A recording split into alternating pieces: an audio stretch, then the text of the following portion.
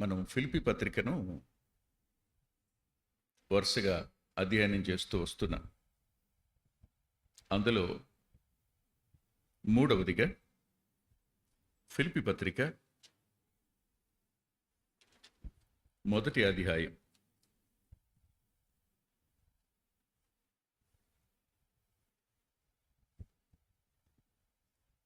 మొదటి అధ్యాయం 12వ వచనం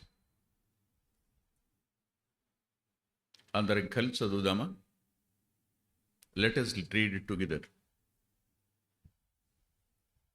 సహోదరులారా, నాకు సంభవించినవి సువార్త మరి ఎక్కువగా ప్రబలమవుటే సమకూడినని మీరు తెలుసుకొనగోరుచున్నాను. ఇది positive understanding about the circumstances. పరిస్థితులను గురించి అనుకూల వైఖరితో ఆలోచించేవాడి యొక్క స్టేట్మెంట్ ఇది.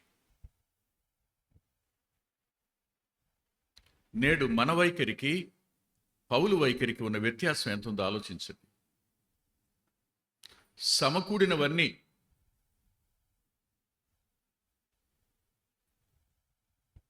అన్యాయంగా దేవాలయంలో పట్టుకోబడ్డాడు,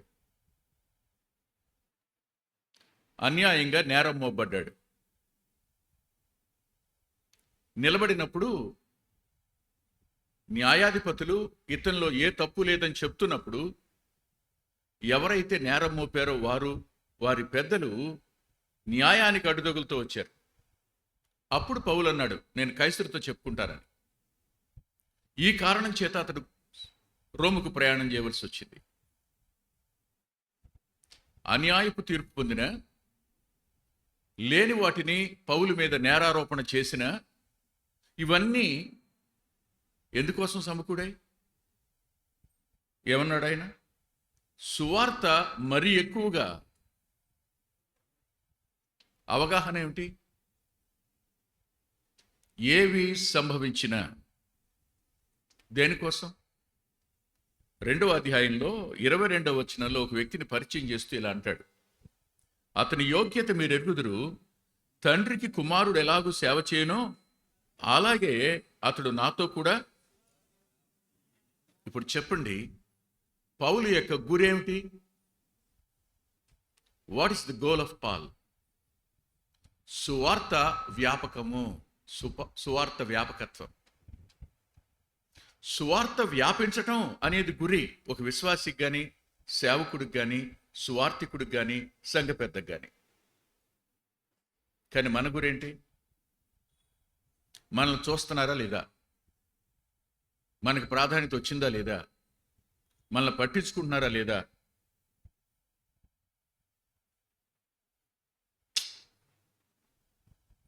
జ్ఞాపకం చేసుకోండి, దేవుని పని చేసేవాడు ఎప్పుడు తక్కువైపోడు. దేవుని పనిలో గడ్డి పరకపాటి పని చేసిన వాడు కూడా ఎప్పుడు తక్కువగాడు.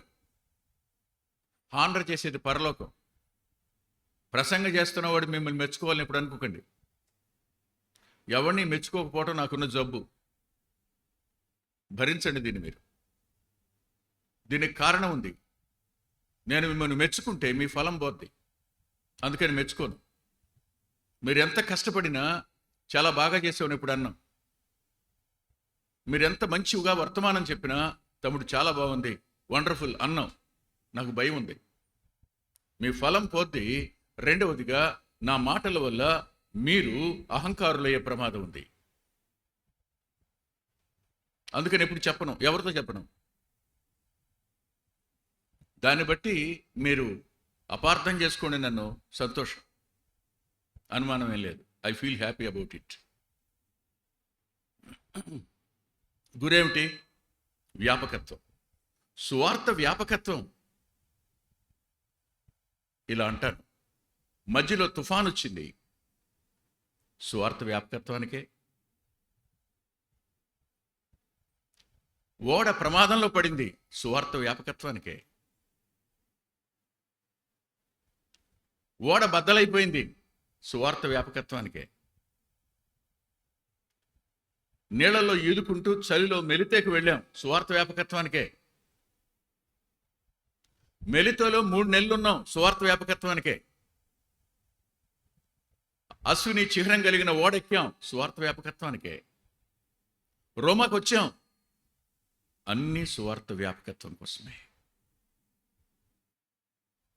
ఎంత అద్భుతమైన దైవిక అవగాహన ప్రభువు పౌలుకిచ్చాడు. నేను ఇలా అనుకుంటాను, he was burdened with the gospel. అతడు సువార్త అనే భారం చేత నింపబడిన వాడతను. మనకి లేనిదే అది. భూమి మీద నువ్వు ఎంతైనా చేయి, ప్రతిఫలం రాకపోవచ్చు. కానీ ఒక ఆత్మకు సువార్త చెప్పి చూడు, దాని ప్రతిఫలాన్ని నువ్వు కళ్ళారా చూస్తావు. నీ ఆత్మ వర్ధిల్లుతుంది, ఆ ఆత్మ రక్షించబడుతుంది, తండ్రి సంతోషిస్తాడు, దేవదూతల ఎదుట ఆనందం కలుగుతుంది. అంత మాత్రమే కాదు సుమా, పరలోక రాజ్యం వ్యాపిస్తుంది.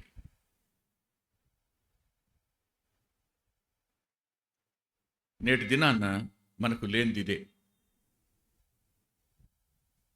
మనం అన్నీ చేస్తాం, మనం డబ్బులు ఇస్తాం లావిష్గా. అవసరమైతే ఆ పని దగ్గర 2 రోజులు 3 రోజులు ఉండి అన్నం మానైనా పని చేస్తాం వాళ్ళతో. కానీ నోరు తెరిచి ఒక్కరు కూడా చెప్పాం. ఈ నెల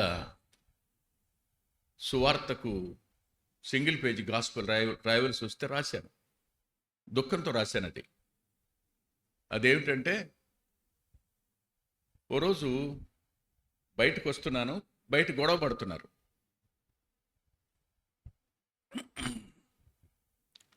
ఏంటి అని అడిగాను. ఒక అతను చిన్నవాని గుడం కుర్రాడు, ఇంకొకరు మోటార్ సైకిల్ వాళ్ళు. ఆ ఇద్దరు మోటార్ సైకిల్ వ్యక్తులు మోటార్ సైకిల్ మీద 2 ఉన్నారు. సైకిల్ని గుద్దేశారు. అక్కడ సైకిల్ పడిపోయింది. అతను నా సైకిల్ బాగు చేయించండి అంటాడు. మా దగ్గర డబ్బులు లేవంటారు. గొడవ పెద్దదైనప్పుడు అతను సైకిల్ రోడ్డు మీద పారేసి నడిచి వెళ్ళిపోతానంటున్నాడు. విచిత్రం ఏంటి, అతనికి ఒక కాలు లేదు, పొయ్యి కాదు. గొడవ చూసి పిలిచి, ఏంటయ్యా అన్న. సార్ మా దగ్గర డబ్బులు లేవు సార్ అన్నారు. సరే నేను బాగు చేయిస్తా, తర్వాత వచ్చేస్తాం సార్ అన్నారు. పండుని పిలిచి సైకిల్ ఇచ్చి పంపించి బాగు చేయించి వెళ్ళిపోయాం. అంతే జరిగింది. ఇప్పటికి 2 సంవత్సరాలు అయింది, వాళ్ళు రాలే, ఇంతవరకు డబ్బులు ఇవ్వటానికి రాలేదండి. మొన్న కరోనా తరువాత రీసెంట్గా చిన్నవానిగూడెం వెళ్ళా. వాకింగ్ చెప్పి బయటకు వస్తున్నా, ఒక ఆవిడ నిలబడి, వందనాలయ్యా అంది. వందనాలమ్మా అన్న.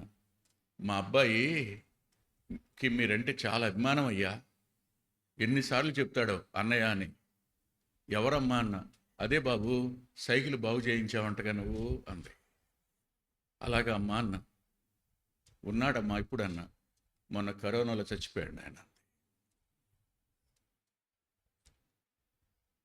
సత్క్రియ చేశాం, కానీ సువార్త ప్రకటించలే. We lost an opportunity to preach the gospel to a perishing soul. రక్షించబడ్డా? We are not at all burdened. మనకే భారం లేదు. మన వరకు రక్షించబడ్డాం చాలు. మన బ్రతుకు మనకు చాలు. మన సంతోషం మనకు చాలు. అలాగని మీకు సంసారాలు వదిలిపెట్టేమంటలా, అలాగని మీ వ్యాపారాలు వదిలిపెట్టేమంటలా, అలాగని మీ ఉద్యోగాలు విడిచిపెట్టమంటలా. మీరు చేస్తూనే మీరున్న చోట be a witness to the resurrected Christ. తిరిగి లేచిన ప్రభువుకు మీరు సాక్షులుగా ఉండాలి. ఈ భారం సమస్తం సమకూడి సువార్త కొరకే మరి ఎక్కువగా జరిగింది అంటాడు. ఇప్పుడు నేను మీ ముందుకు చిన్న మాట తెస్తాను. ఈ ఫిలిప్పీ పత్రిక అంతటిలో కనిపించే ఓ అద్భుతమైన మాట ఏమిటో తెలుసా మీకు? చూడండి.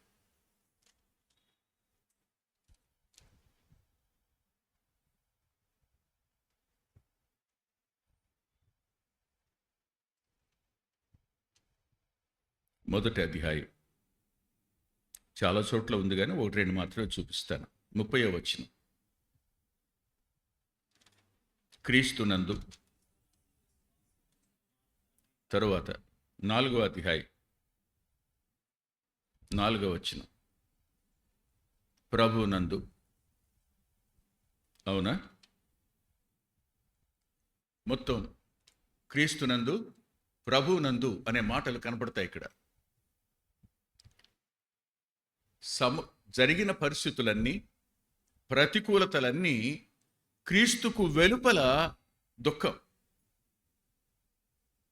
క్రీస్తుకు వెలుపల బాధ, క్రీస్తుకు వెలుపల కృంగుదల, క్రీస్తుకు వెలుపల నిరాశ. కానీ క్రీస్తులో అయితే సంతోషం, ఆనందం, సేవకు అవకాశం, ఆరాధించడానికి కారణాలు అవి.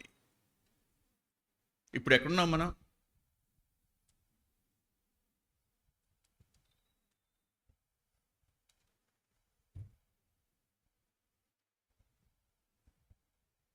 ఎస్ ఆనంద్ గారు ట్రైన్లో ప్రయాణం చేస్తున్నాడు. ఆయనతో వెళుతున్న విశ్వాసులు ఉన్నారు, బ్రదర్స్ సిస్టర్స్. అందులో ఒక ఆవిడ ప్రయాణం చేస్తున్న వాళ్ళకి సువార్త చెప్తా ఉంది. చెప్తూ ఉండగా, నువ్వెవరమ్మా అని అడిగారు. నేను ఒక విశ్వాసిని, ఆయన మా సేవకుడు అనగానే ఆయన లేచి కూర్చున్నాడు. ఆయనకి 2 కళ్ళు కనపడవు, కళ్ళు పోయినాయి ఆయనకి. ఏంటమ్మా మీ దేవుడి గురించి ఎంత గొప్పగా చెప్తున్నావు, అతనికి కళ్ళు లేవుగా అన్నారు.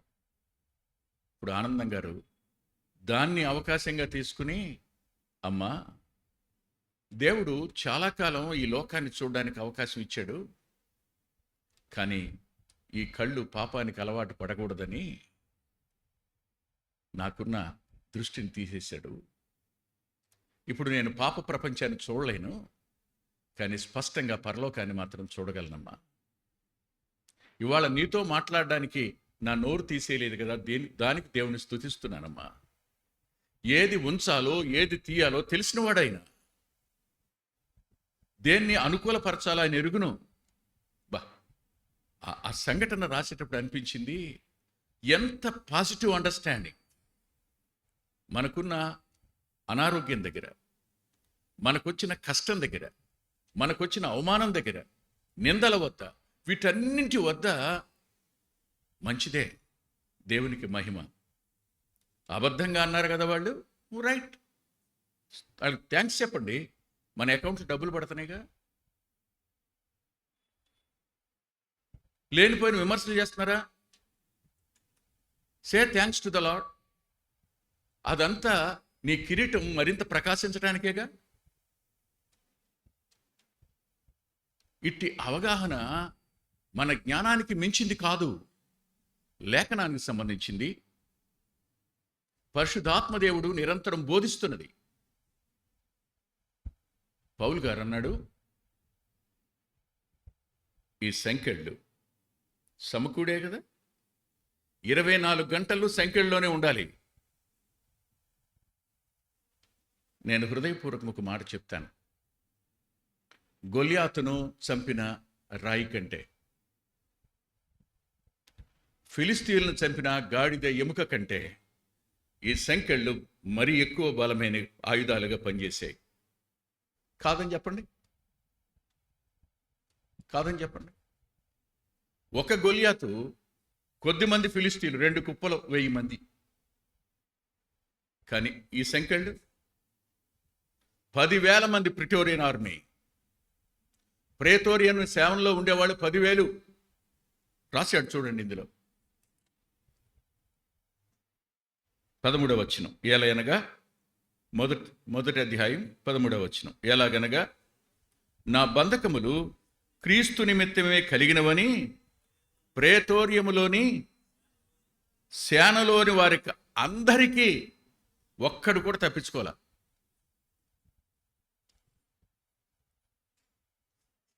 కైసరు ఇంటి వారికి చెందిన బాడీ గార్డ్స్ని ప్రిటోరియన్ ఆర్మీ అంటారు.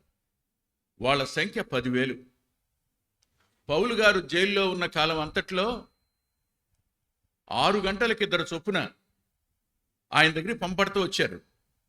మొత్తం లెక్క కట్టుకున్నాడు 10,000 మంది. నిన్న వచ్చినాడు ఇవాడు రాడు, ఇవాళ వచ్చినాడు రేపు రాడు, ఎప్పుడు కొత్తవాడే.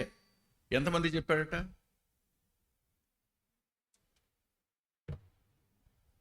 వాళ్ళు అనుకున్నారు పౌలుని బంధిస్తున్నాం సువార్త చెప్పకుండా అని. కానీ పౌలు అవగాహన తెలుసా? చూడండి,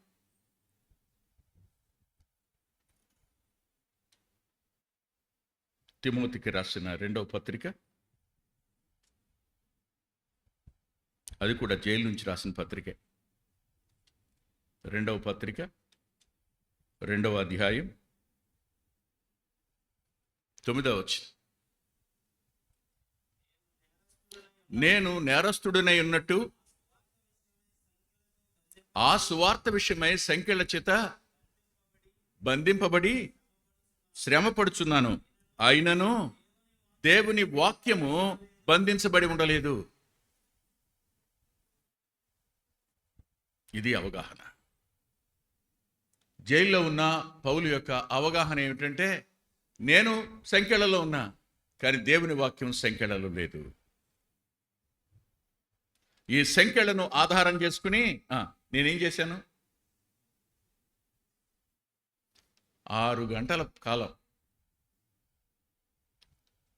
చాలా సంవత్సరాల క్రిందట నేను ఓ భక్తుని రాసిన మాట చదివాను. ఆయన పేరు వాన్ వెస్బీ అనుకుంటాను. మేబీ 30 years బ్యాక్ చదివిన మాట. ఆయన ఏమన్నాడంటే, పౌలు గారిని సంఖ్యలతో బంధించారు. దేనికోసం? సువార్త ప్రకటించకూడదని. అందుకొరకు ఇద్దరిని 6 గంటలకు ఇద్దరిద్దరు వస్తారు, 6 hours ఉంటారు, మళ్ళీ ఇద్దరు వస్తారు 24 hours. అవునా? ఆయన అన్నాడు, పౌలా బందీ ఆ రోమా దేహ సంరక్షకుల సైన్యమా అన్నాడు. 6 గంటల పాటు చచ్చినట్టు ఎక్కడుండాలి? ఎవరితో పాటు? ఏం ఆపర్చునిటీ అండి అది, ఏం ఆపర్చునిటీ. అంతేకాదు, పౌలు గారితో మాట్లాడడానికి వచ్చిన వాళ్ళందరితో చెప్పేటప్పుడు వినాలా? చెవులు ఏమైనా దూదులు పెట్టుకుంటారా? సాధ్యం వద్దా?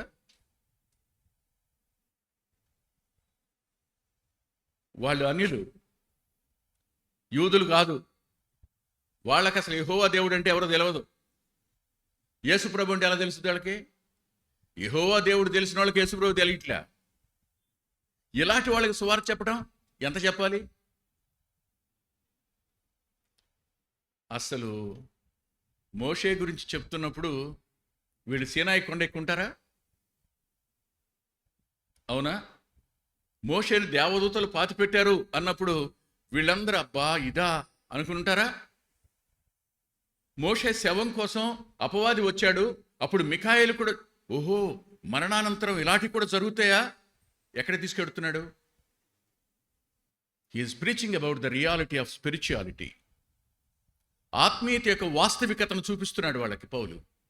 ఒక్కొక్క గురించి మాట్లాడుతూ పాపం నుంచి విమోచించడానికి ఆయన తానే రక్తమాంసాల్లో పాలువాడై వచ్చాడు అన్నప్పుడు పాపం ఎంత ప్రమాదకరమైంది ఎక్కడ అర్థమైంది?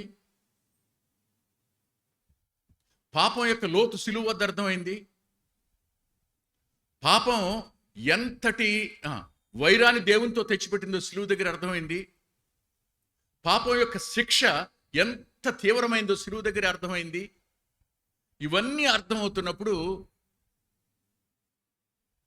దేవుని కుమారుడుగా సిలువ మీద వేలాడిన ప్రభువుని గురించి మాట్లాడుతున్నప్పుడు, అయ్యా ఒకప్పుడు నేను ఆయనకు విరోధనయ్యా, కానీ ఇప్పుడు ఆయన కోసం ఈ సంకెళ్ళు. ఒకప్పుడు ఆయన నమ్ముకున్న వాళ్ళని చంపాను, జైల్లో పడేశాను, ఈడ్చుకుంటా వెళ్ళాను, ఇప్పుడు నేను ఆయన గురించి చెప్తున్నానయ్యా. వినేవాళ్ళు ఏమైపోయి ఉంటారు?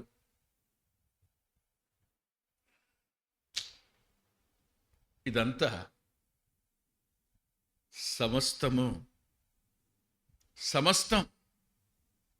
24 గంటల పాటు ఏమాత్రం ప్రైవసీ ఉండదు. అవునా? ప్రైవసీ ఉంటుందా? 24 hours సైనికులుంటే నీకే ప్రైవసీ ఉంటుంది? నువ్వు మోకరించి ప్రార్థించినా వాళ్ళు వినాల్సిందే. నువ్వు పండుకున్నా వాళ్ళు ఉండాల్సిందే, నువ్వు మాట్లాడుతున్నా ఉండాల్సిందే. అక్కడి నుంచి పత్రికలు రాస్తున్నప్పుడు పక్కనే కూర్చుని ఉంటారా? చూస్తూనే ఉంటారా? ఎంత గొప్ప పాండిత్యం ఆ ప్రిటోరియన్ ఆర్మీ కళ్ళ ముందు రాశాడు. ఇంత అద్భుతమైన సత్యాలు ప్రేతోరియమైన సేన చూస్తూ ఉండగా రాశాడు. వాళ్ళందరూ they are all witnesses for all these episodes of Paul. పౌలు యొక్క పత్రికలన్నింటికి, ఈ చెరపత్రికలన్నింటికి వాళ్ళు సాక్షులు.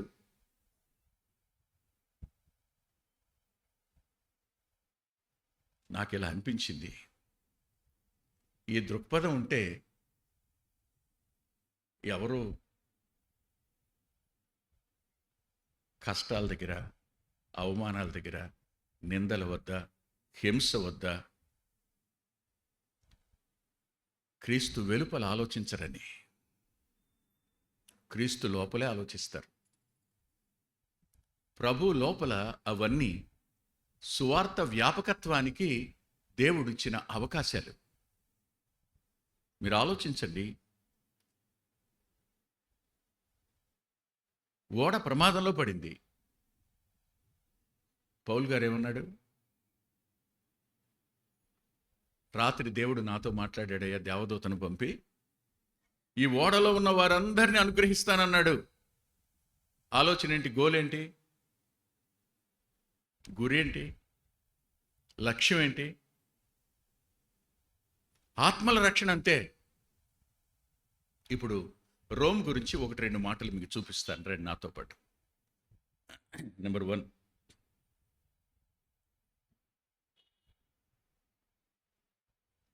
అపోస్తల కార్యాల గ్రంథం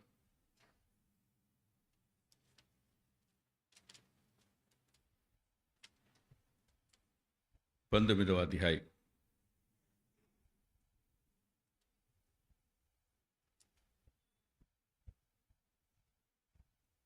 21వ వచనం. ఇలాగు జరిగిన తరువాత పౌలు మాసిదోనియా, అకయా దేశముల మార్గమున వచ్చి యెరూషలేమునకు వెళ్ళవలనని మనసులో ఉద్దేశించి, నేనక్కడికి వెళ్ళిన తరువాత, ఎప్పుడు అనుకున్నాడు? యెరూషలేంకి వెళ్ళాలి, యెరూషలేం నుంచి రోమ్కి వెళ్ళాలి అని ఎప్పుడు అనుకున్నాడు? యెరూషలేంకి వెళ్ళకముందే అనుకున్నాడు. యెరూషలేంకి వెళ్ళిన తర్వాత కదా దేవాలయంలో పట్టుకుంది వాళ్ళు. ఇదేమనాలి? దీనికి ఏం పేరు పెట్టుకోవాలి? డిజైర్ ఆఫ్ పాల్ అందామా? యాంబిషన్ ఆఫ్ పాల్ అందామా? అవును, ఆనాటి ప్రపంచ రాజధానిలో సువార్త ప్రకటించాలని కోరుకున్నాడు. అక్కడితో మిషన్ కంప్లీట్ అవుతుంది అనుకున్నాడు. ప్రభు ఇచ్చిన ఆ ఆజ్ఞను నేను పూర్తి చేస్తాను అనుకున్నాడు. బూదిగంతాల వరకు వెళ్ళి ఆ క్యాపిటల్కి వెళ్ళి చెప్తే చాలు, కొన్ని లక్షల మంది ఇతర దేశస్తులు కూడా సువార్త వెళ్ళిపోతుందని. అందుకని అపోస్తల కార్యాల గ్రంథం యోదయతో ప్రారంభమయ్యి రోమ్తో ముగిసింది.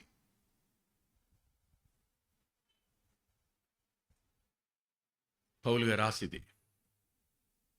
మరి దేవాలయంలో పట్టుకున్నప్పుడు, వాళ్ళు నేరాలు మోపుతున్నప్పుడు, న్యాయాధిపతి ఏ తప్పు లేదంటున్నప్పుడు, వీళ్ళందరూ అడ్డం పడుతున్నప్పుడు, నేను కైసరుతో చెప్పుకుంటాను అంటే, నువ్వు కైసరుతో చెప్పుకుంటానని అనకపోయి ఉంటే నేను విడిపించేవాడిని అన్నాడు ఫెలిక్స్. అరే రే రే తప్పు చేశాను అనుకుంటాడా? ఏమనుకుంటాడు? ఎంత త్వరగా నిరాశ తెచ్చి పెడతాడో అపవాది. మనం చదివేటప్పుడు అనుకుంటాం, ఈ ఒక్క మాట అనకుండా ఉంటూ వదిలిపెట్టేసేవడం కదా అని. ఇది పౌలు యొక్క ఆశ, ప్రభు యొక్క సంకల్పం. ఇది పౌలు ఉద్దేశం, ఇది దేవుని ప్రణాళిక. రోముకు వెళ్ళాలి, చెరసాల్లో ఉండాలి.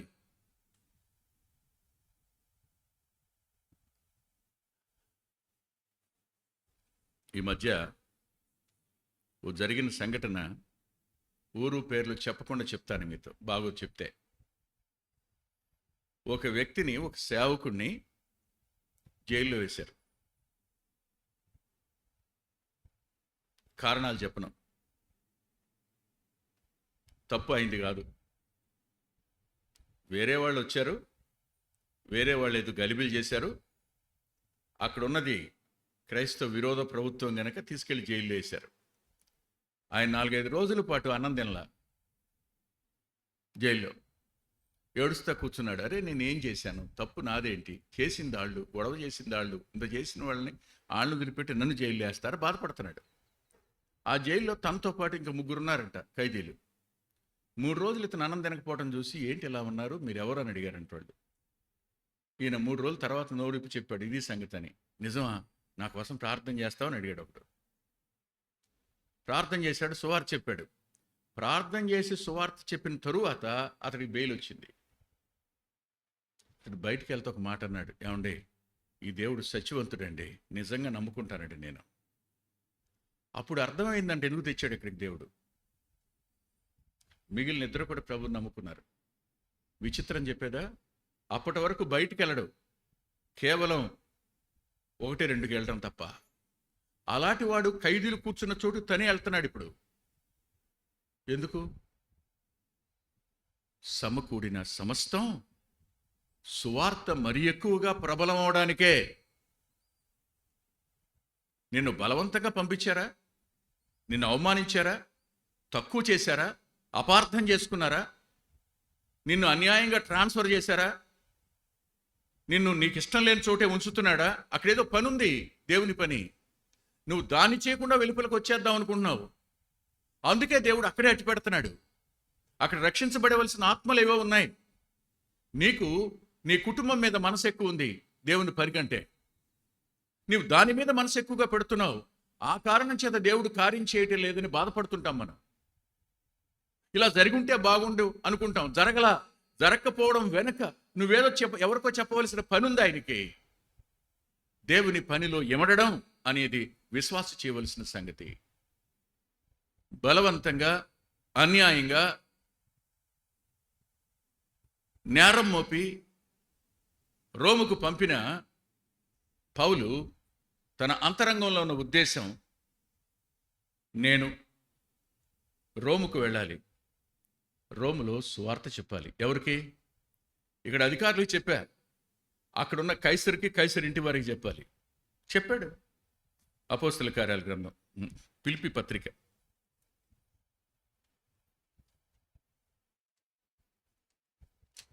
4వ అధ్యాయం 22వ వచనం.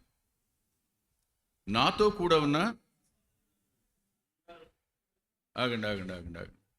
ఎక్కడున్నాడు పౌలు? చెరసాలోనే ఉన్నాడా? అక్కడ ఎవరున్నారు ఇప్పుడు? ఎవరున్నారండి అక్కడ? There is a fellowship.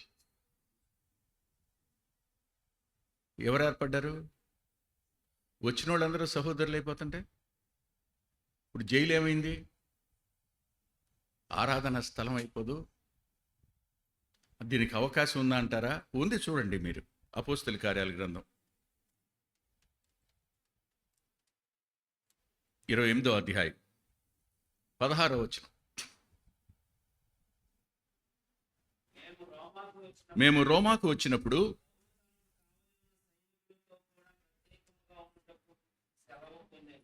ఏముంది ఇప్పుడు అవకాశం? తనతో వచ్చిన సైనికులతో కూడా స్పెషల్గా ఉండడానికి ఇతను అవకాశం వచ్చింది. అంటే ఎవరితను ఇప్పుడు? ఎవరండి ఇతను? మామూలు ఖైదీ కాదు. ఎవరితను? Privileged prisoner. అవునా? ఇప్పుడు మీరే ఊహించండి, అపోజిషన్లో ఉన్న ఒక లీడర్ని జైలుకి పంపారు. అక్కడ అతనికి ఏమవ్వాలి? జైల్లో కూడా మీకు తెలుసా ఈ సంగతులలో? ఆ స్థాయి అది జైలా? అందులో ఏసీ ఉంటుంది. అది జైలా? ఫుడ్ ఎట్లా ఉంటుందో తెలుసా మీకు? జైలర్ ఎలా ఉంటాడో తెలుసా మీకు? గడగలాడితే చేతులు కట్టుకుంటుంటాడు అక్కడ. ఇది రోమాకు వెళ్ళిన ఫస్ట్ కేసు. ఫస్ట్ కేస్ రోముకు వెళ్ళింది. ఎలాగో తెలుసా? రిలీజియస్ డిఫరెన్స్తో ఒకానొక వ్యక్తిని ఇక్కడికి వచ్చాడు. ఇప్పుడు యోధా మతం క్రైస్తవ్యం అని అప్పుడే వెలుపలకు వచ్చిన ఒకానొక చీలిక. యూదులు వీళ్ళ మీద పగబట్టి చంపాలనంత పగ. యూదులకు అనుకూలంగా మాట్లాడితే ఏమవుద్దో, క్రైస్తవులకు విరోధంగా మాట్లాడితే ఏమవుద్దో న్యాయశాస్త్రానికి అర్థం కానటువంటి సమస్య పౌలు రోములో. అలాంటి కండిషన్లో ఉన్నప్పుడు రోమా వాళ్ళందరి మనసు ఎవరి మీద ఉంటుంది? మాట్లాడరే? మీలో చాలామందికి జగన్ గారంటే చాలా అభిమానం కదా, విపరీతమైన అభిమానం. ప్రార్థన చేయండి, పరిపాలకుల మీద అభిమానాలు పెట్టుకోబోకండి. మనం వాళ్ళ కోసం ప్రార్థన చేయవలసిన వాళ్ళమే కానీ వాళ్ళ అభిమాన సంఘాలు పెట్టేవాళ్ళం కాదని గుర్తుపెట్టుకోవాలి. మనం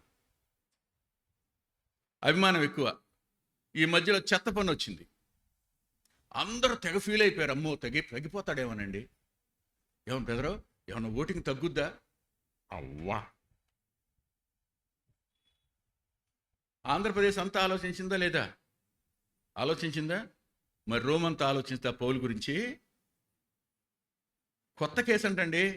ఏం చేయాలి అర్థం కావట్లా పరిపాలకులకి, న్యాయాధిపతులకు తెలియట్లా, గవర్నర్ల వల్ల కావట్లా. ఏం చేయాలి? అతడు ప్రత్యేకించబడిన ఒక ఖైదీ రోములో. అతనితో ఉన్న సైనికులు కూడా ప్రత్యేకంగా ఉండడానికి అతని వద్దకు వచ్చేవాళ్ళు. చూడండి వచ్చేవాళ్ళ సంగతి. 28వ అధ్యాయం 17వ వచనం. 3 దినములైన తరువాత, అపోస్తల కార్యాలు 28:17. 3 దినములైన తరువాత అతడు యూదులలో ఏం అవకాశం ఉంది అతనికి? ఏం అవకాశం ఉంది చెప్పండి? రోములో ఉండి యూదులలో పెద్దలు ఉంటారే వాళ్ళందరినీ తన దగ్గరికి రమ్మని కబురు పెడతాడని. ఎక్కడికి రావాలి? బా, ఏం అవకాశం అయ్యా పౌలు గారు నీకు. మనమేమనుకుంటాం? చెరసాల, సంకెళ్ళు, చలి. అయ్యా శీతాకాలం రాకముందే వచ్చేయి, క్రిస్పు దగ్గర ఉన్న దుప్పటి పట్టరా, ఆ వస్త్రం పట్టరా. అది శీతాకాలం కప్పుకునేది. అందుకు అంటున్నాడు, జాలి పడుతూ పౌలు వైపు మనం చూస్తుంటే ఆయన పరలోకం వైపు చూస్తున్నాడు. అగ్నిలో నుంచి కొందరు లాగటం ఎలా అని చూస్తున్నాడు ఆయన. ఎంత డిఫరెన్స్ మనకును ఆయనకిని. అందరినీ రమ్మన్నాడు, వాళ్ళందరూ వచ్చారు. మరి నమ్ముకున్నారా లేదా? చూడండి 24వ వచనం, 28, 24. అవునా? ఇప్పుడు వాళ్ళు ఏమయ్యారు? దే బికేమ్ బ్రదరన్, సహోదరులు అయ్యారు వాళ్ళు. ఇప్పుడు వాళ్ళు ఎక్కడికి వస్తారు వాక్యం వినాలంటే? రోములో సహవాసాన్ని ఎక్కడికి వస్తారు? అంతేనా? ఇప్పుడు ఏం రాస్తున్నాడు? నాతో కూడా ఉన్న సహోదరులందరూ మీకు వందనాలు చెప్తున్నారు. రోముకు వచ్చాను కానీ అబ్బా ప్రభు నాకు ఎంతమంది సహోదరులు ఇచ్చాడో. ఎంతోమంది. ఈ ప్రాంతానికి నన్ను దేవుడు పంపినప్పుడు మేము అంతా కలిపి మన ఇంటి వాళ్ళతో కలిపిన 13 మంది. మేము ఓన్లీ 13. ఆ తర్వాత పెరిగారు. ఎవరిచ్చారు? ఎవరు చేశారు? వెంకటరత్నం అనుకుంటున్నారా? లేదు. నేను ఎప్పుడు చెప్తాను, నేను ఈ పని విషయంలో, ఈ కట్టడం విషయంలో నాది ప్రేక్షక పాత్ర మాత్రమే. I'm only A spectator. పని చేసింది నా తమ్ముళ్ళు చెల్లెళ్ళు, పని చేసింది పరిశుద్ధాత్మదేవుడు. అందుకనే ఇవేవి నా గుండెల్లో ఉండవు. వీటికి నేను స్థానం ఇవ్వను. జ్ఞాపకం చేసుకోండి, మనం ఎందుకు వచ్చాం? కొద్ది రోజులు ఉండటానికి వచ్చాం. ఎంత పని జరుగుద్ది, ఒకరోజు ఏమవుతాం? నిన్నటి దినం మచిలీపట్నంలో యోసేపు ఎముకల గురించి మాట్లాడాను నేను. మాట్లాడినప్పుడు యాత్ర చేస్తున్న ఇశ్రాయేలీలతో ఎముకలు ప్రయాణం చేస్తున్నాయి. ఆ ఎముకలు చూడగానే ఏమవుద్ది? వాళ్ళకి ఏం అర్థమవుద్ది? అబ్బాయి ప్రధానమంత్రి అయినా అధికారం వదిలిపెట్టాల్సిందేరా. ఐగుప్తులో పెద్ద భవనం కలిగి రాజాంతఃపురంలో నివసించిన ఇదే ఎముకలు మనకి. ఇంకేం మిగులుతాయి? కానీ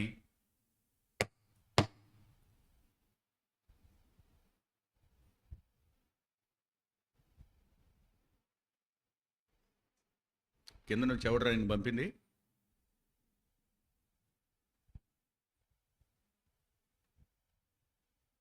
మీ సండే స్కూల్ టీచర్కి 7 గుంజీలు రేవాళ్ళ నేను పైకి పంపినందుకు. ఏవి శాశ్వతం కాదు. సరే, ఓగు సీహోనులు ఎదిరించారు, ఇప్పుడు రాజరికం చేస్తున్నారు వాళ్ళు. రేపు వాళ్ళు ఏమవుతారని చెప్తుంది ఎముకలు. ఇవాళ మిమ్మల్ని విరోధిస్తున్న వాళ్ళందరూ రేపు ఏ ఎముకలు అవుతారా నాయన? చెప్పట్లా? ఒక సత్యం తెలుసు, మనిషి మట్టికి వెళ్ళక మునుపు ప్రభువును తెలుసుకోవడం ఒకటే జీవిత పరమావధి. అదే జీవిత పరమార్థం. తిరిగి జన్మించడం కంటే భూమి మీద మానవుడు పొందగలిగిన అత్యున్నతమైన ధన్యత మరొకటి లేదు. వాడి ₹1,00,00,000 ఏం చేసుకుంటాడు? టీ కాచుకుంటాడా? కూర వండుకుంటాడా? వాటిని ప్రభువును పరిచయం చేయి, పరిశుద్ధుడవుతాడు. ప్రభువును పరిచయం చేయి, తీర్పులోంచి బయటకు వస్తాడు. ప్రభువును పరిచయం చేయి, అశాంతిలోంచి శాంతిలోకి వస్తాడు. ప్రభువును పరిచయం చేయి, నరకంలోంచి పరలోక పౌరుడవుతాడు. ప్రభువును పరిచయం చేయి, అపవాది యొక్క పిల్లవాడిగా సర్ప సంతానంగా ఉన్నవాడు దేవుని పిల్లలవుతాడు. ఏది ముఖ్యమైంది? Which is the greatest? The Born again experience. తిరిగి జన్మించటం అనే అనుభవం. నేరారోపణ చేసిన గురి ఒకటే, ఓడ తుఫాన్లో చిక్కుకున్న గురి ఒకటే, ఓడ బద్దలైన గురి ఒకటే, మెలితే ద్వీపానికి వెళ్ళిన గురి ఒకటే, చెరసాలలో వేయబడిన గురి ఒకటే, రేపు పీక తెగుతున్న గురి ఒకటే. అందుకనే పౌలు గారు ఫిలిప్పీ పత్రిక రాస్తూ ఏమన్నాడో చూడండి. 1వ అధ్యాయం 21వ వచనం. నా మట్టుకైతే అదండి సంగతి.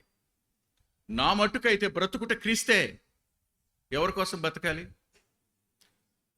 మనలో చాలామంది ఇలా అనుకుంటున్నాం, ఏం లేదమ్మా, ఆ పిల్ల పెళ్లి చేసేదాకా బతికితే చాలు.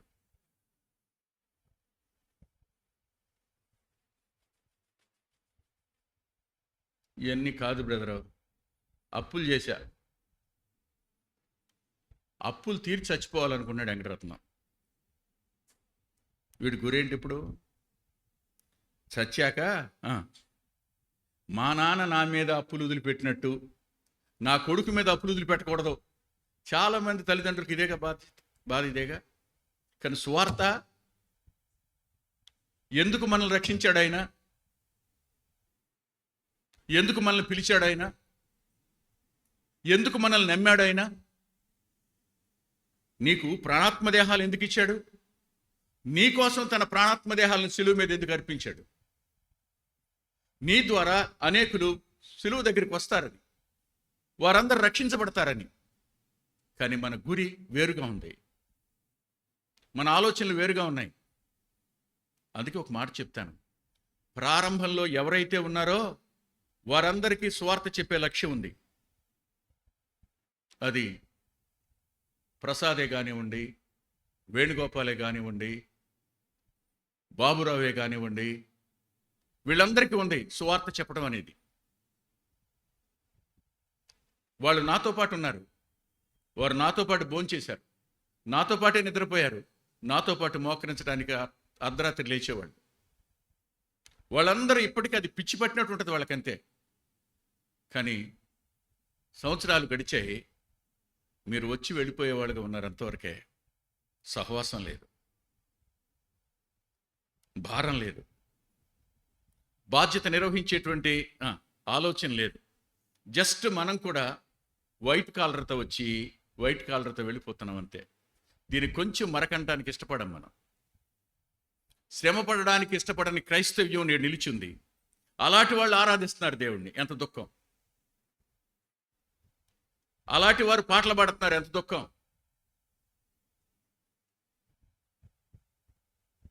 సువార్త ప్రకటించి నలుగురిని తెచ్చిన వాళ్ళు మీరు ఆరాధించండి.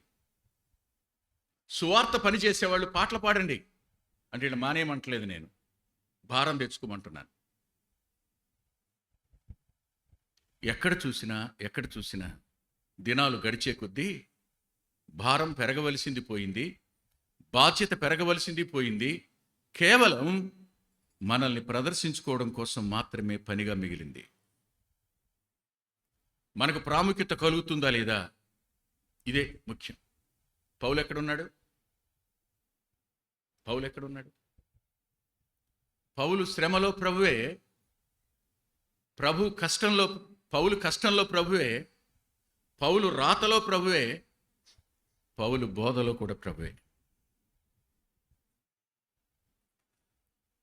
మరో మాట కూడా చూద్దాం.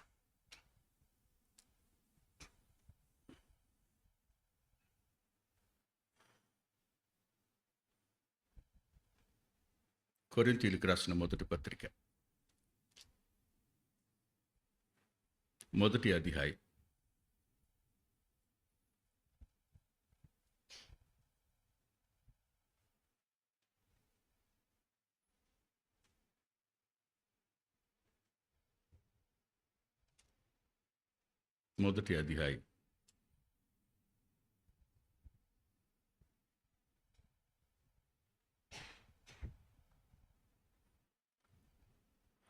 8వ వచనం. మన ప్రభు అయిన యేసుక్రీస్తు దినమందు మీరు నిరపరాధులైనట్లు అంతము వరకు ఆయన మిమ్మను, ఇక్కడ అంతం వరకు ఆయన స్థిరపరుస్తాడు. ఏమిటి దీని అర్థం? శ్రమలో స్థిరపరుస్తాడనేనా? అవమానంలో స్థిరపరుస్తాడనేనా? కన్నీటిలోనూ బలాన్ని ఇస్తాడనేనా? నిందల వద్ద నీకు ఓర్చుకునే శక్తిని ఇస్తాడని అర్థం. అంటే వీటన్నిటి గుండా మనం వెళ్ళమనా? వీటన్నింటి గుండా ప్రయాణం చేస్తున్నప్పుడు నీ గురి సువార్త అయితే అన్ని చోట్ల నువ్వు దేవుని చేత స్థిరపరచబడతావు. అనుమానం ఏం లేదు. ఆ కష్టం కూడా సమకూడి మేలుగా జరుగుతుంది. ఆ అవమానం కూడా సమకూడి మేలు కొరకే జరుగుతుంది. దీనంతటిలో కూడా ప్రభు నిన్ను స్థిరపరచడం అనే పని ఆయన మానడవు, నీ లక్ష్యం మారినంత వరకు.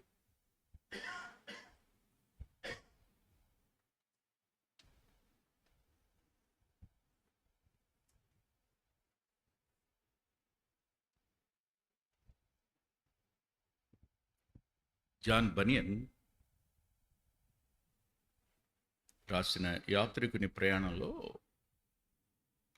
ఒక సంఘటన. యాత్రికుడు ప్రయాణం చేస్తూ కొద్దిపాటి విశ్రాంతిని కోరి, కొద్దిపాటి సౌఖ్యాన్ని ఆలోచించి దారిలో నుంచి పక్కకెళ్తాడు. నడిచి వెళ్ళి ఓ మంచి భవనాన్ని చూస్తాడు. విచిత్రం, అక్కడ ఓ రాక్షసుడు ఉంటాడు. వాడు తీసుకొని పోయి లోపలేస్తాడు. ఆ రాక్షసుడు పేరేం పెట్టాడు జాన్ బనియన్? నిరాశ రాక్షసుడు. కష్టాలు వచ్చినప్పుడు మనిషి ఎక్కడుంటాడు? నిరాశలో. ఎప్పుడుకి పాస్ అవుతానో, ఎప్పుడుకి పెళ్ళి అవుద్దో, ఎప్పటికి కుదరబడద్దో.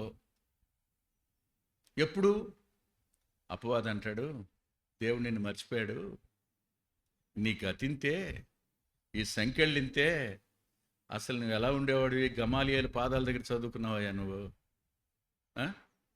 అసలు నువ్వు వస్తున్నావంటే ఆ దమస్కు మార్గంలో చుట్టుపక్కల గ్రామాల వాళ్ళు గడగడ వణిగిపోయారు. ఇవాళ చూడు ఎట్టున్నావును పిచ్చోడ. అరే రే రే రే యోధా మతం యొక్క సపోర్ట్ను కోల్పోయావు, రోమా ప్రభుత్వం యొక్క సపోర్ట్ను కోల్పోయావు, సన్హెద్రిన్ సభ యొక్క సపోర్ట్ను కోల్పోయావు. ఏమి ఇలా అయిపోయావు పౌలు? నిరాశ, అంతేగా. ప్రతికూలతలన్నీ అపవాది నేను నిరాశ చేత బంధించడానికి ప్రయత్నం చేసేటువంటి ఆయుధాలు అవి. పట్టుకుంటాడు వాడు, ఎంత హింసిస్తూ ఉంటాడు వాడు వచ్చి. చివరికి ఆ నిరాశ రాక్షసుడు భార్య ఒకటి ఉంటుంది, అదంటే ఇట్ట కుదరదు, ఇట్ట అయితే కాదు, వీడిని ఇలా చేయాలి ఇలా చేయాలి చాలా ప్లాన్ చెప్తూ ఉంటాడు, అన్నీ అంటుంటాడు. ఇంకా భయం ఎక్కువైపోతూ ఉంటుంది. ఎక్కువైపోయి చెరసాల్లో ఉండి అసలు తప్పించుకోవటం ఎలా అర్థం కాదు. దుఃఖపడతా జేబులో చేయబెడతాడు, తాళం తగులుద్ది. అరే రే రే అసలు దీని తాళం నా జేబులోనే ఉందగా అనుకుంటాడు అని ఒక మాట అంటాడు. విశ్వాసి, నువ్వు యాత్రికుడివి, నిరాశ నిన్ను బంధించినప్పుడు వాగ్దానం అనే తాళపు చెవితో తాళం తీసి బయటికి వెళ్ళిపోయేవయ్యా. స్వతంత్రుడు అవు, మళ్ళీ సంతోషం పొందు, మళ్ళీ ఉత్సాహం తెచ్చుకో, మళ్ళీ శక్తిమంతుడు అవు, దేవుడిచ్చిన వాగ్దానం నీ దగ్గరే ఉందగా అంటాడు. బా, ఏం చెప్తాడండి, బ్యూటిఫుల్ ఎలగరి. ఎంత అద్భుతంగా రాస్తాడు జాన్ బనియన్. అవును కదూ, పౌలు గారి దగ్గర ఎన్ని వాగ్దానాలు ఉన్నాయో. అందుకే అంటాడు ఆయన రాస్తూ,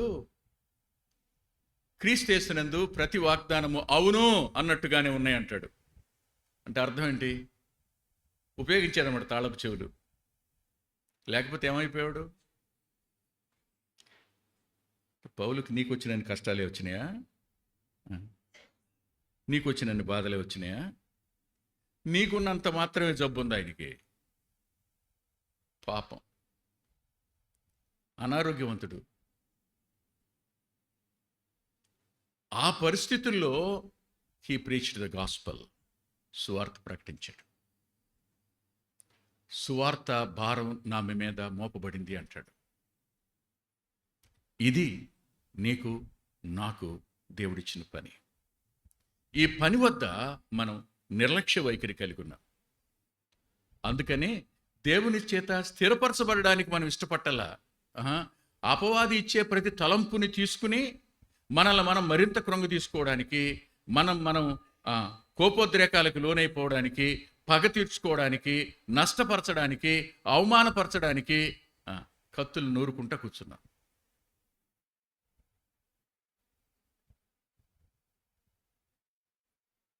సువార్త ప్రకటన అనేది భూమి మీద గొప్ప భాగ్యం అండి. ఎవని నోరు ప్రభువుని గురించి, ఆయన మరణ పునరుద్ధానాల గురించి ఎక్కువగా మాట్లాడుతుందో ఆ నోరు నిజంగానే దయారసముదికే పెదాలు కలిగిన ఆ పురియుని నోరది. ఆ నడిచిన పాదాలున్నాయే, పర్వతాల మీద సుందరాలైన పాదాలవి. రక్షించబడిన వారు ఎవరైనా, రక్షించబడని వాళ్ళ గురించి నేను మాట్లాడడంలా, రక్షించబడిన వారు ఎవరైనా ఈ బాధ్యత అనేది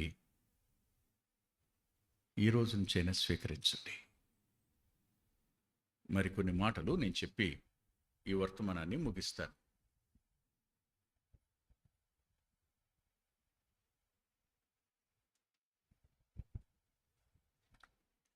పౌలు గారికి ఎఫ్సి పత్రిక 3వ అధ్యాయం 1వ వచనంలో, ఈ హేతువు చేత అన్యజనులైన మీ నిమిత్తము క్రీస్తు యేసు యొక్క ఖైదీనైన పౌలను నేను. పౌలుకి 2 భారాలు ఉన్నాయి. మొదటి భారం పిలువబడిన పిలుపు. రెండవ భారం చూడండి.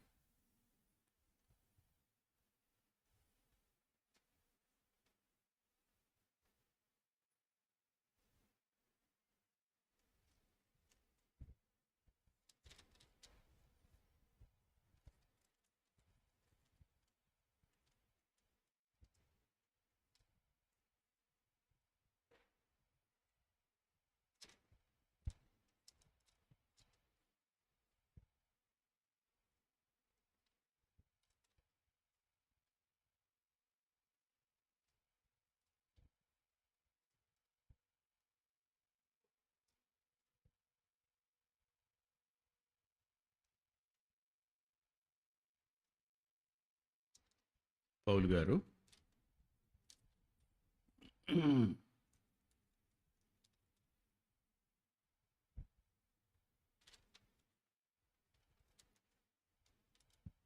రోమాపత్రిక 9వ అధ్యాయంలో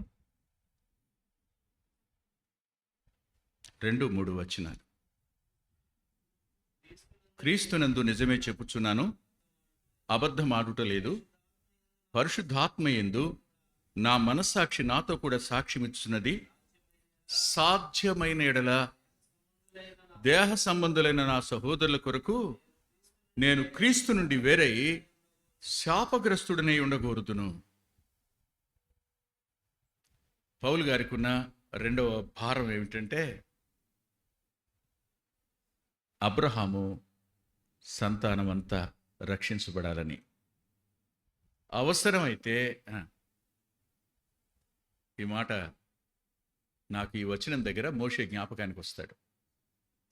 ఆ రోజు ప్రభు అన్నాడు మోషేతో, మోషే నువ్వు ప్రక్కనుండు, వీళ్ళందరినీ నేను ఈ రోజున తుడిచిపెట్టేస్తాను, నీ ద్వారా నీ ఒక్కడి నుంచి గొప్ప జనాంగాన్ని బయటికి తెస్తానన్నాడు.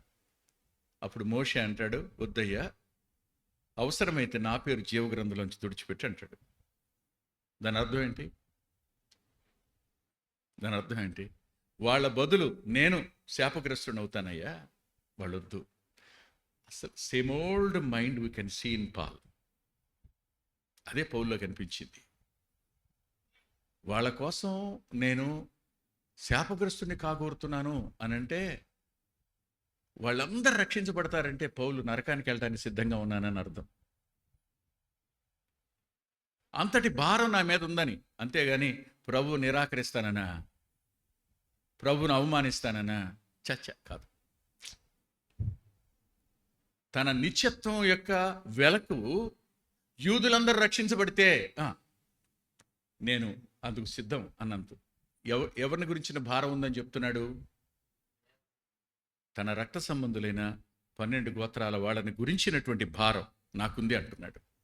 యూదుల గురించిన భారం ఉంది, అదే కదా ఇది. అన్ని జనుల గురించిన భారం ఉంది. 2 భారాలు ఉన్నాయి. రోమ్కి వచ్చాక ఈ 2 అతడు నెరవేర్చాడు. ప్రయాణం అంతట్లో నెరవేర్చాడు, రోములో కూడా నెరవేర్చాడు. అందుకనే సువార్త మరి ఎక్కువగా ప్రబలం అవడానికి ఇవన్నీ జరిగినాయి అన్నాడు. అది చూద్దాం. అపోస్తల కార్యాల గ్రంథం 28వ అధ్యాయం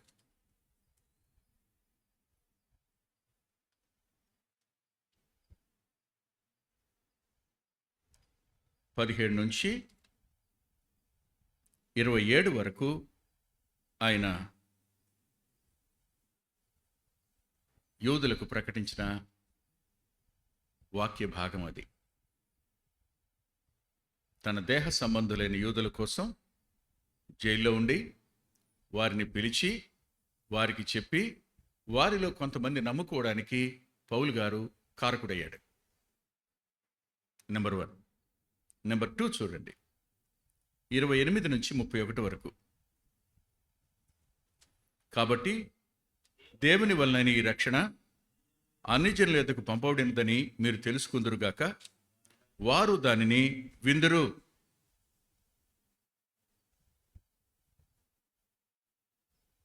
పౌలు 2 సంవత్సరములు పూర్తిగా తన అద్దె ఇంట కాపురముండి తన యొద్దకు వచ్చు వారందరినీ సన్మానించి ఏ ఆటంకము లేక పూర్ణ ధైర్యంతో దేవుని రాజ్యమును గురించి ప్రకటించుచు ప్రభువైన యేసును గూర్చిన సంగతులు బోధించుచు ఉండెను. అంటే కంటిన్యూస్ టెన్స్ అది. నిన్న ఇవాళ జరుగుతూ ఉన్నటువంటి కార్యం అది. ఎవరికి చెప్పాడు? యూదులకి కాదు, అన్యజనులకు కూడా చెప్పాడు. ఈ చెప్పిన సువార్త యొక్క పరాకాష్ట ఫిలిప్పీ పత్రిక 4వ అధ్యాయం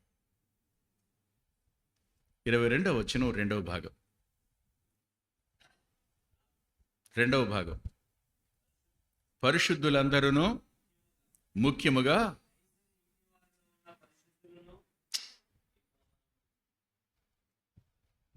జైల్లో ఉన్నాడు, కానీ ఎక్కడ ఆత్మలను ఇప్పుడు రక్షించబడ్డాయి? సువార్త వాక్యం బంధించబడి ఉండలేదన్నాడుగా. ఎలా చేరిందో కైసరింటికి చేరింది సువార్త. ఆ ప్రిటోరియన్ ఆర్మీ ఎక్కడికి వెళ్ళినా ఏం ఖైదీ అండి అతను, అసలు చూడడానికి బలహీనుడు కానివ్వండి, నోరు తెరిచాడా, అబ్బా ఏం చెప్తాడండి అతను. అంతేకాదండి, అక్కడికి వెళ్తే నెమ్మది వస్తుందండి. అతను చెప్పే మాటలు బా ఎంత ఆదరణ కలుగు చేస్తాయో. బాబు, నేను ఎన్ని వదిలిపెట్టి ఆయనే నమ్ముకున్నానండి. వీళ్ళే కైసరింట్లో కాపలా కూడా వెళ్ళేది. పౌలును కాపలా కాసేవాళ్లే కైసరింటికి కూడా కాపలాకి వెళ్ళాలి. అక్కడికి వెళ్ళి ఎవరు చెప్తారు? కైసరు యొక్క పిల్లలకి, కైసరు భార్యకి, భార్య ద్వారా ఇంకో మాట చెప్పనా, ఈ కారణం చేతే పౌలుని చంపేశారని కథలు చెప్తారు. చరిత్రకారులు చెప్పే మాట ఏమిటంటే, కైసరు భార్య ప్రభుని నమ్ముకుంది, పిల్లలు నమ్ముకున్నారు. ఏం చేయాలో అర్థం కాక త్వరితగతిన ఇది నిర్మూలించాలని ఖడ్గం చేత పౌలు మెడ నరికించాడని చెప్తారు. హిస్టరీ అది. అబ్బా, సావు అయితే నాకు లాభం. కారణం, చచ్చిపోతే చచ్చిపోయా, నన్ను చంపాలనుకున్న రాజు ఇంటిలో ఉన్నవాళ్ళు రక్షించబడ్డారు. వాళ్ళు సజీవమైన సాక్షులు ఆ ఇంట్లో. ఇందుకోసం గదు మనం పిలువబడింది, అందుకొరకు గదు ఆయన శరీర రక్తాలకు సాదృశ్యంగా ఉన్న రొట్టె ద్రాక్షరసం మన కళ్ళ ముందుంది. ఇక జీవించువాడు తన కొరకు కాక తను రక్షించిన ప్రభు కొరకు జీవించ బద్ధుడై ఉన్నాడు. ప్రార్థన చేసుకుందాం. మోకరించు.